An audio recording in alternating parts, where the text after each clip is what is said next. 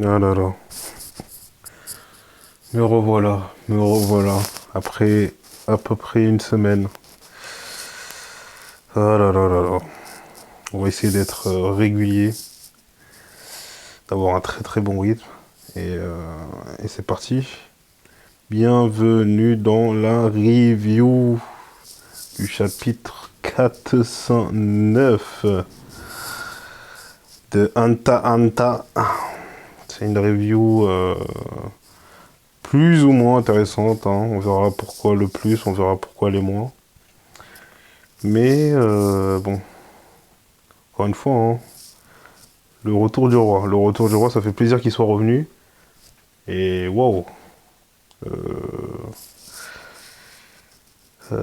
que dire à part merci. Merci pour le travail. Et heureusement que son dos va mieux. Vraiment, quel plaisir. Bon, on va faire, on va faire bref. Alors, j'ai envie de vous parler de quelque chose là avant de commencer.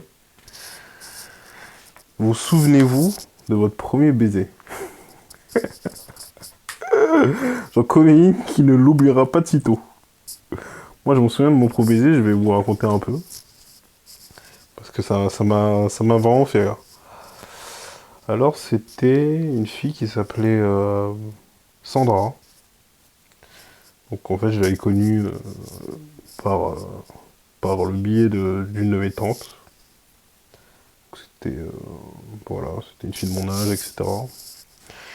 Et, euh, et ce qui s'est passé, c'est que à un moment, c'était lors d'une espèce de petite fête, on s'est rapprochés, etc. On s'est rapprochés, bon, on était assez jeunes, hein. Je pense que j'avais peut-être 15 ans, un peu moins. Et elle avait vraiment le même âge, hein. On a à peu près un mois d'écart. Et du coup, on s'était rapprochés à ce moment-là. Du coup, j'avais pris son numéro. Et je sais pas, un jour, je me suis dit, j'en ai marre d'être seul et tout. Pourquoi pas me mettre avec elle? Donc, ce que j'ai fait, c'est que je lui ai déclaré ma flamme. Et ça a marché. Ça a marché, quoi. C'est-à-dire que je lui ai dit un truc en mode, je crois que je t'aime. Elle a dit, ah ouais? Ah bon? Ok. Et voilà, du coup, on a commencé à parler et tout, tranquillement. Et quand on parlait, je lui ai dit, ouais, moi, j'ai jamais embrassé une meuf et tout. Et du coup, il s'est passé quoi? Je me souviens, on s'était vu à la Saint-Valentin. Moi, je sais plus ce que je lui avais offert. Je lui avais offert, je crois, je crois que je lui ai offert des fleurs ou un truc comme ça. Et elle m'avait offert un jeu de DS. Un jeu de DS, c'était un jeu qui s'appelle... Enfin, c'était Pierre des Caraïbes sur DS. Je crois que c'était le... C'était pas le 2, je pense que c'était le 1. Et très sympa d'ailleurs, hein, franchement très sympa. Et je me souviens, à un moment, elle a fait vraiment... Écoutez bien, je me souviens, on était sur un pont assez connu quand même. Et à un moment, on est là, on marche et tout. Et à un moment, elle me dit, ah oui, c'est vrai. Et là, et là, elle m'embrasse comme ça. Et c'est vrai que j'ai trouvé ça tellement bizarre. Enfin, j'ai trouvé ça tellement bizarre la sensation et l'enchaînement de l'action que j'avoue que ça m'a pas trop redonné envie d'essayer. Donc voilà, c'était la petite histoire de mon premier baiser. Voilà. Alors, donc commençons par ce magnifique chapitre rempli d'amour, et de choses imprévisibles.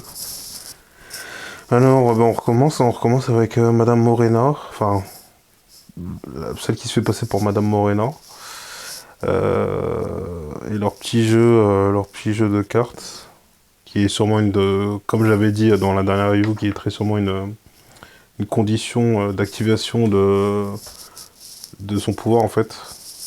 Donc, du coup, on entend les annonces par rapport à la loi martiale, donc des annonces très intéressantes. De ce que disent les annonces, ça a l'air d'être au niveau 3 où il se passe des trucs assez compliqués. Où il y a de la tension, on va dire. Et Et donc voilà, et en fait, grâce à ça, Borksen, elle arrive à plus ou moins deviner à quel étage ils sont.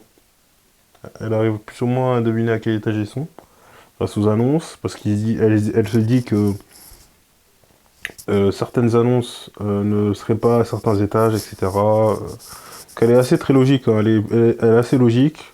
C'est un raisonnement plutôt simple mais logique et assez, je dirais, assez carré quoi. Assez carré. C'est pas le génie du mal, mais voilà. C'est quelqu'un qui réfléchit assez bien. Euh, du coup, bon, il y a tout le charabia avec la loi martiale, etc. Donc voilà. Et après, qu'est-ce qui se passe? Du coup, elle dit qu'elle veut utiliser la carte D, donc la carte deal. Et comme l'avait dit Morena, il y a une condition pour utiliser la carte deal, faut faire un petit deal avec Morena, donc c'est un petit truc, mais voilà, faut le faire. Sinon, on peut pas reprendre la carte qu'on voulait, ou voilà. Et là, le petit deal, c'est quoi? C'est littéralement rouler une pelle à Morena, en fait. Je sais pas pourquoi j'avais senti venir. Euh, je pense que c'était par rapport à l'attitude de Morena. Elle avait une attitude où elle avait l'air étonnée que ça lui posait autant de questions, que ça pose autant de questions sur elle, etc. Elle rougissait beaucoup, donc c'est pas si, comment je pourrais dire ça, si, si déroutant que ça, enfin si étonnant que ça. Surtout que, encore une fois, quand on repense au dernier chapitre et qu'on parlait justement de, elle c'était une viande. Je pense que malheureusement, comment je pourrais dire ça, mais quand elle a dit qu'elle avait appris à être douée dans quelque chose, ça pourrait être peut-être de charmer les gens, peut-être. Bon, je vais pas entrer dans les détails, mais bon, voilà. Je pense que c'est peut-être lié à tout ce qui est corporel, tout ce qui est un peu physique. En soi, tout ce qui est un peu courtisane, quoi. Voilà. Ça peut être vrai, ça peut être faux. Mais généralement, comme on dit, ce qui se passe dans Hunter, c'est que le plus grand voleur, ben, il a sa capacité de naine, c'est justement un livre où il peut voler les capacités des gens, etc. Euh, le vieil homme qui prie toute la journée, sa capacité physique, c'est lié à Bouddha. Donc en fait, Morena, sa capacité physique, je pense qu'elle a toujours voulu avoir une famille, donc il y a ce truc parents et enfants. Et je pense qu'aussi les conditions, c'est beaucoup lié à elle en fait. En fait, c'est très enfantin parce que faut finir le jeu, faut l'embrasser. Bon, mis à part le meurtre, hein, bien sûr. Mais le meurtre, tu sais, ça renvoie beaucoup à son passé de. Enfin, la mafia, en fait, au final, à son passé de viande, à son passé au début de sa vie, quoi. À ses 2 ans, dès qu'elle a perdu sa mère, etc. Donc, en soi, c'est assez logique et c'est assez bien fait, hein. C'est pour ça que quel plaisir, hein, quel plaisir de relire quelque chose, en fait, de bien ficelé. Ça fait plaisir. Ça fait vraiment du bien. Et quelle fraîcheur, quelle grâce. Du coup, ce qu'elle choisit, donc après le bisou langoureux, où Morena comprend que, bien sûr, c'est le premier baiser de Borksen. Bon, après, il y a cette petite phase assez marrante entre elles. Je trouve ça sympa parce que ça rend l'atmosphère, ça apaise un peu la tension qu'il y avait avec ce jeu de cartes, avec aussi la loi martiale, avec les révélations du carnaval, avec les révélations du blasphème, etc. Un peu le background de Morena. Donc ça adoucit un peu tout ça. Et en fait, tu te rends compte que vraiment, au final, même une personne qui a vécu tout ça, au final, ce qu'elle veut, bon, elle veut pas que ça, mais elle veut en tout cas avoir une famille plus ou moins, des alliés, des gens sur qui elle peut compter. Et elle veut juste pas être seule, quoi. Elle veut faire... voilà, quoi. Je sais pas si vous voyez ce que je veux dire, mais je trouve ça assez intéressant. Et du coup, ce qu'elle fait, Borksen, c'est qu'elle reprend la carte X. Ce qui est un très bon choix, parce que ça te permet de sortir du jeu et d'avoir les infos. Et sans qu'il t'arrive rien à toi et à tes proches. Bon, bien sûr, jusqu'à ce que Morena claque des doigts. Hein. Voire pire. Et du coup, ce qu'elle fait, c'est qu'elle reprend le X. Malheureusement pour elle, elle tire le X. Et il me semble que c'est à ce moment-là où elle demande de vérifier les cartes. Parce que justement, comme elle le dit, Borksen, pendant ton harcèlement sexuel, j'ai pas pu regarder les cartes, donc voilà. J'aimerais quand même vérifier que ça soit les bonnes cartes. Du coup, j'ai trouvé ça quand même marrant, mais ça prouve que vraiment, elle veut pas, elle ne laisse pas place au hasard. Et j'ai trouvé ça vraiment intéressant qu'elle soit aussi rigoureuse, qu'elle se dise, ouais, là, j'ai peu de chance, faut vraiment que je sois carré, que je sois si. Elle met un peu toutes les chances de son côté, et je trouve ça assez intéressant. Pour le coup, j'avoue que j'ai un peu soufflé le chapitre d'avant, les 2 chapitres précédents. Euh, mais j'avoue que là, je commence à la trouver plus intéressante. Voilà. Donc, elle choisit la question A, et là, alors là, une avalanche. Alors là, Euh, c'est question pour un champion. Ça, lui, bombarde de questions. Elle est en mode rentamax. Elle veut rentabiliser à fond. Si je meurs, autant que ce soit, autant que j'ai le max d'infos. Si j'arrive à survivre, autant que j'ai le max d'infos. C'est vraiment ça le mood à ce moment-là. C'est vraiment ça la philosophie à ce moment-là. C'est abusé. Donc elle lui pose 10 milliards de questions, hein, des questions très intéressantes où, en gros, elle fait bien exprès de poser des questions où tu peux répondre que par oui ou par non, assez précises. Donc c'est assez bien fait, je trouve. Et on voit que, ouais, elle a quand même pas mal réfléchi à ce qu'elle voulait faire. Et dès qu'elle entend le bruit de l'ouverture, en fait, entre les étages, elle capte où est-ce qu'ils sont, en fait. Et d'ailleurs, là où Nobunaga il était étonné d'aller, il y a quoi, il y a trois chapitres? Non, 2 chapitres. Ben voilà, donc ils sont entre 2 étages. Ce qui est assez intéressant. Ça prouve que on sait pas tout sur le Blackwell. Et ouais, c'est pas mal. C'est pas mal. C'est bien fait, encore une fois, c'est vraiment très bien fait.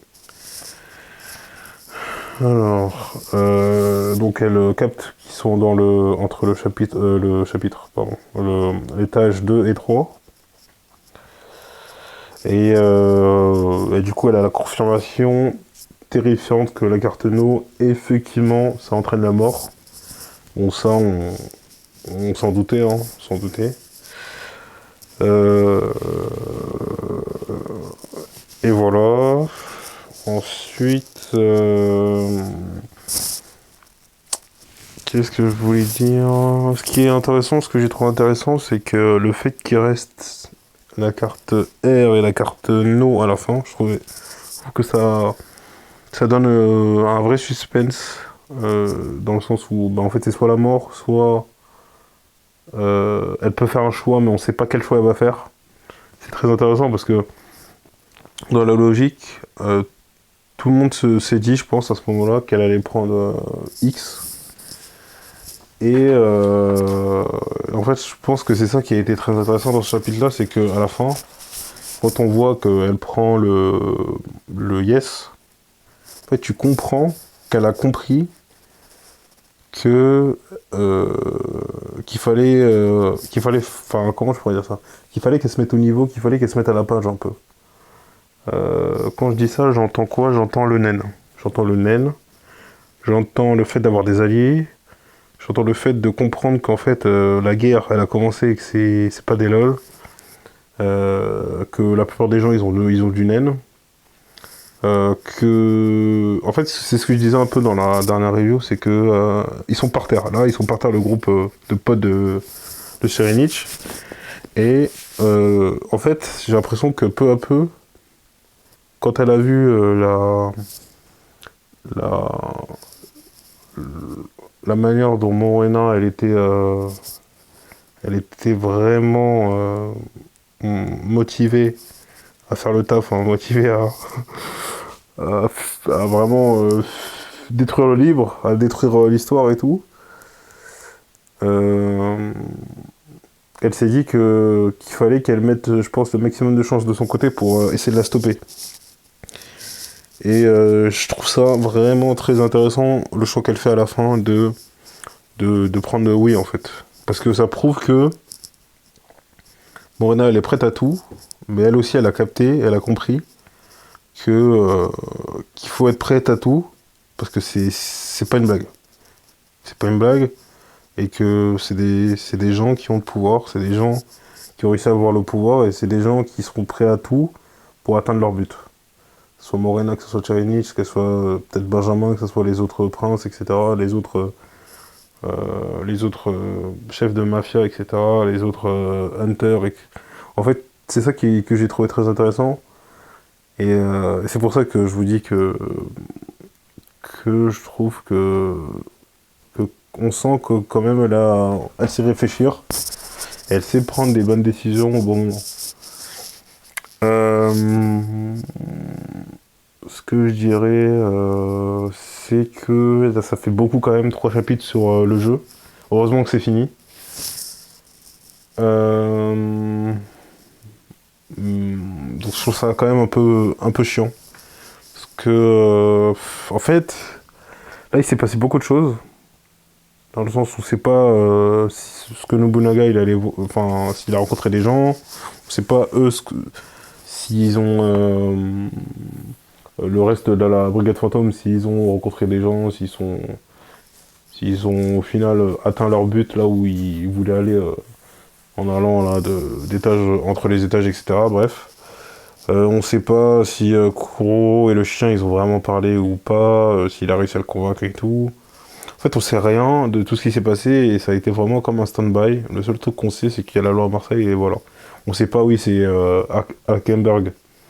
Il a réussi à atteindre Benjamin. Si, en fait, c'est Hackenberg dans le corps de Benjamin qui a, qui a, qui a, qui a- qui a activé la loi martiale. En fait, on sait pas tout ça. En fait, il y a beaucoup d'inconnus. On sait pas grand-chose au final. On sait juste ce qui s'est passé dans le jeu. Et c'est tout. Et on- du coup, c'est bien parce que on va avoir ces choses-là à découvrir, etc. Mais c'est vrai que passer 3 chapitres, enfin, on va dire deux et demi, sur le jeu, c'est un peu chiant. C'est un peu dommage. Après, ça reste bien fait. Ça reste bien fait. Ça reste quand même intéressant parce que on apprend à mieux connaître Morena, on apprend à mieux connaître un peu l'histoire de Kakin, à comprendre un peu plus de choses, peut-être sur des intrigues qui sont plus ou moins liées, à mieux connaître aussi le- l'histoire de Borksen, etc. À voir qu'elle est maligne, qu'elle évolue, qu'elle sait s'adapter, etc. Donc je pense que ça sera sûrement intéressant pour la suite. Mais voilà, j'avoue que j'ai un peu soufflé. J'ai un peu soufflé. Deux chapitres et demi, ça fait beaucoup quand même. Je pense que là, ouais, là on va être début décembre. Enfin bref, voilà, c'est à peu près tout ce que j'avais à dire sur ce petit chapitre. Hum, honnêtement, vraiment, je suis assez content de ce qu'il a fait Togashi. Malgré le fait que ce soit encore le jeu de cartes, mais ah oui, non c'est bon. Euh, et, euh, et ouais, j'ai hâte de voir la suite. Je suis très emballé. Ça faisait longtemps que j'avais pas ressenti ça, je pense. Je pense que la dernière fois c'était quand? C'était peut-être JK et encore. SNK, pardon.